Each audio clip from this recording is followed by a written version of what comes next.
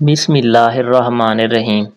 ہمارا آج کا موضوع ہے اردو سال اول کا سبق نمبر 3، سر سید کے اخلاق و خصائل۔ سر سید کے اخلاق و خصائل سبق کو مولانا الطاف حسین حالی نے لکھا ہے۔ یہ سبق سر سید احمد خان کی سوانح عمری ہے۔ کتاب کا نام حیات جاوید ہے۔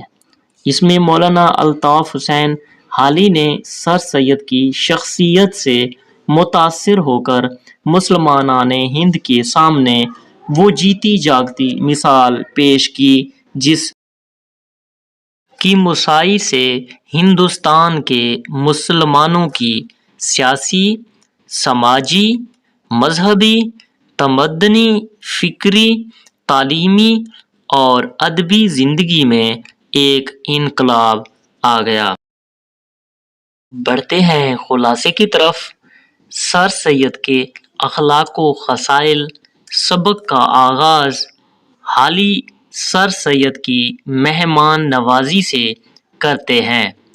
ان کا دسترخوان ہمیشہ دوستوں اور مہمانوں سے بھرا رہتا تھا۔ اگر سر سید کے کھانے کی بات کی جائے تو ان کو موسمی سبزیاں، پھل اور کھانے کے بعد دودھ پینا اچھا لگتا تھا۔ سر سید کا مزاح ہمیشہ تہذیب و شائستگی کے دائرے میں ہوتا تھا۔ سر سید مطالعہ مصنف کے خیالات سے آگاہی کے لیے کرتے تھے۔ تمام احباب کے خطوں کا جواب باقاعدگی سے دیتے تھے۔ حالی سر سید کی ذہانت کو ان کی محنت اور مستقل مزاجی کے مرہون منت سمجھتے ہیں، جس سے ان کی ذہانت خداداد نظر آتی ہے۔ دورہ انگلستان کے دوران خطبات احمدیہ کے لکھتے لکھتے موسم کی شدت اور محنت شاقے نے ان کے پاؤں میں ایک ایسا مرض پیدا کر دیا جو تا حیات ان کی زندگی کا حصہ رہا۔ ہندوستان آ کر بھی انہوں نے سائنٹیفک سوسائٹی کے مکان کے لیے سخت گرمی کے موسم کا سامنا کیا۔ دوستوں سے بے تکلفی اور دل لگی سے وہ اکثر اپنی تھکان اور رنج و ملال کا مداوا کیا کرتے تھے۔ سر سید کے اخلاق و خصائل سبق میں حالی ان کا ماتحتوں سے حسن سلوک اور بچوں سے پیار جداگانہ تھا۔ اردو ادب میں سچائی اور آزادی کی داغ بیل بھی سر سید نے ڈالی۔ سر سید جس طرح خود راست باز تھے، اس طرح وہ اپنے حلقہ احباب میں بھی یہی خوبی چاہتے تھے۔ وہ سچ لکھنے والوں اور سچ کہنے والوں کی ہمیشہ قدر کرتے تھے۔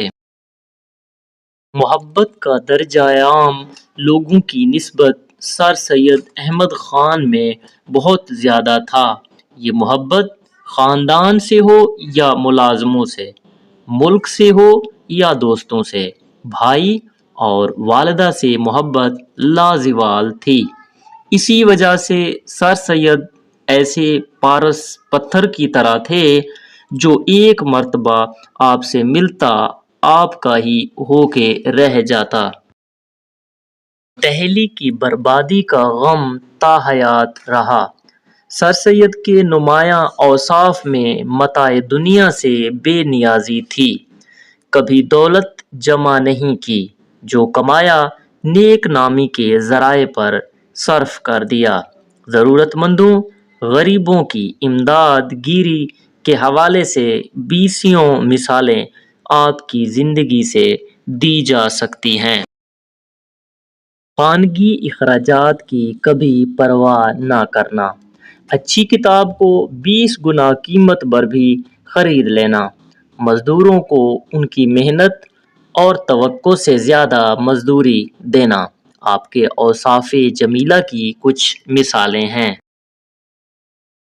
سر سید کے اخلاق و خصائل میں اعلیٰ ظرفی ان کی والدہ کی تربیت کا ہی پیش خیمہ ہے، جنہوں نے معاف کرنے اور درگزر کرنے کو کامیابی کا زینہ قرار دیا اور انتقام اللہ ذوالجلال کی ذات پر چھوڑنے کا کہا۔ سر سید مسلمانوں کی ترقی کے لیے امراء سے لے کر حاکمان وقت کے درباروں تک تو گئے، لیکن اپنا تن من داغدار نہیں ہونے دیا۔ مسلمانوں کی ذہنی اور معاشرتی پسماندگی ان کو خون کے آنسو رلاتی تھی۔ وہ دنیا دار سے نظر آتے تھے لیکن مجسم مسلمان تھے۔ بقول اکبر الہ آبادی، ہماری باتیں ہی باتیں ہیں، سید کام کرتا ہے۔ مت بھولو جو فرق ہے کہنے والے کرنے والے میں۔